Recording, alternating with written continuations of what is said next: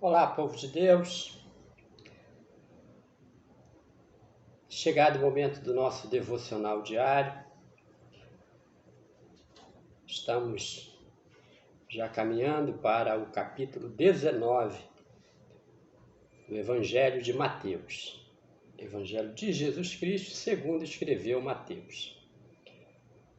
Então nós vamos ler o capítulo 19, que vai falar sobre a questão do divórcio, momento em que Jesus abençoa as crianças, o jovem rico, em outras versões fala o mancebo de qualidade,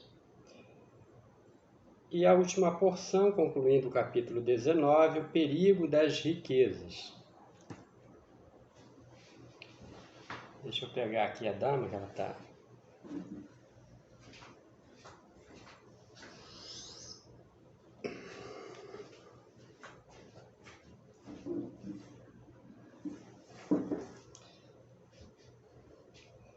Vamos então à leitura do capítulo 19. Estamos fazendo a leitura na versão da Bíblia de Estudo de Genebra. Versículo 1 diz assim: E aconteceu que, concluindo Jesus estas palavras, deixou a Galiléia e foi para o território da Judéia, além do Jordão. Seguiram-no muitas multidões e curou-as ali. A partir do versículo 3 inicia a questão do divórcio, né? Diz assim: Vieram a ele alguns fariseus e o experimentavam perguntando: É lícito ao marido repudiar a sua mulher por qualquer motivo? Então respondeu ele: Não tendes lido que o Criador, desde o princípio, os fez homem e mulher, e que disse: Por esta causa deixará o homem pai e mãe, e se unirá à sua mulher, tornando-se os dois uma só carne? De modo que já não são mais dois, porém uma só carne. Portanto, o que Deus ajuntou, não o separe o homem. Replicaram-lhe: Por que mandou então Moisés dar carta de divórcio e repudiar? Respondeu-lhes Jesus: Por causa da dureza do vosso coração. Por causa da dureza do vosso coração é que Moisés vos permitiu repudiar vossa mulher. Entretanto, não foi assim desde o princípio. Eu, porém, vos digo: quem repudiar sua mulher, não sendo por causa de relações sexuais ilícitas, e casar com outra, comete adultério. E o que casar com a repudiada, comete adultério. Disseram-lhe os discípulos: Se essa é a condição do homem relativamente à sua mulher, não convém casar. Jesus, porém, lhes respondeu: Nem todos são aptos para receber este conceito, mas apenas aqueles a quem é dado.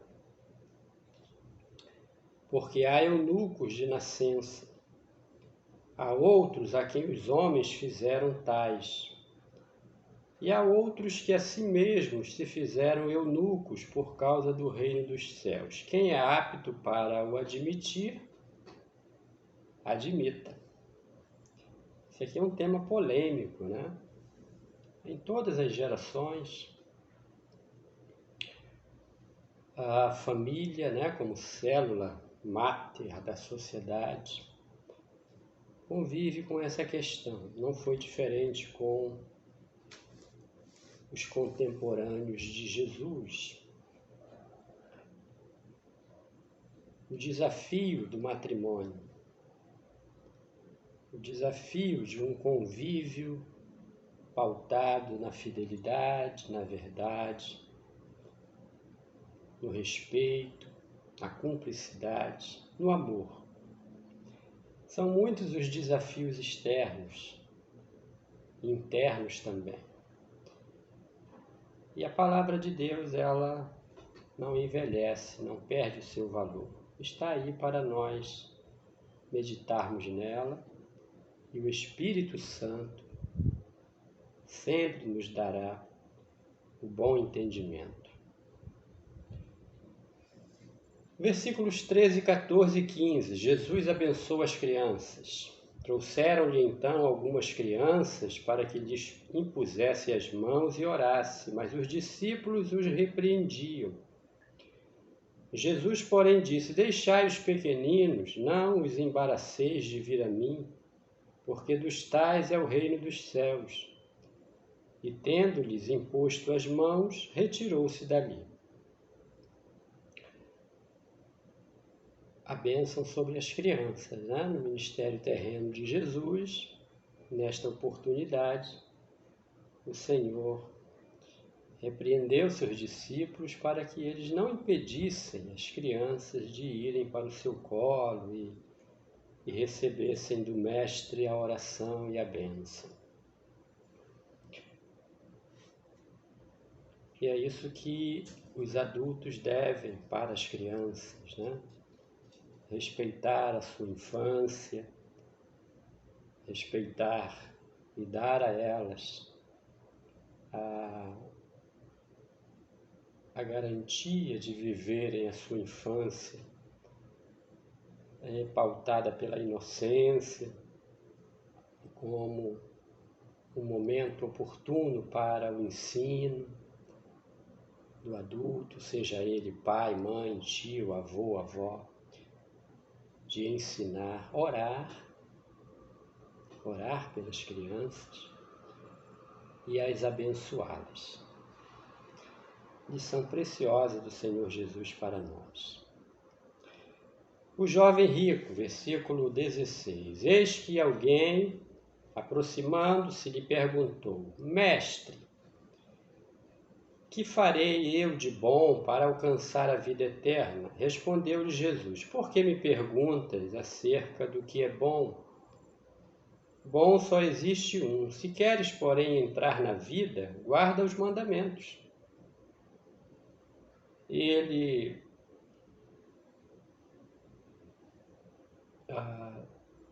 ele perguntou: Quais? Jesus respondeu: Não matarás, não adulterarás, não furtarás, não dirás falso testemunho, honra teu pai e a tua mãe, e amarás o teu próximo como a ti mesmo. Replicou-lhe o jovem: Tudo isso tenho observado. Que me falta ainda? Disse-lhe Jesus: Se queres ser perfeito, vai, vende os teus bens, dá aos pobres e terás um tesouro no céu. Depois vem e segue-o. Tendo, porém, o jovem ouvido esta palavra, retirou-se triste por ser dono de muitas propriedades. O jovem estava preso à riqueza, não?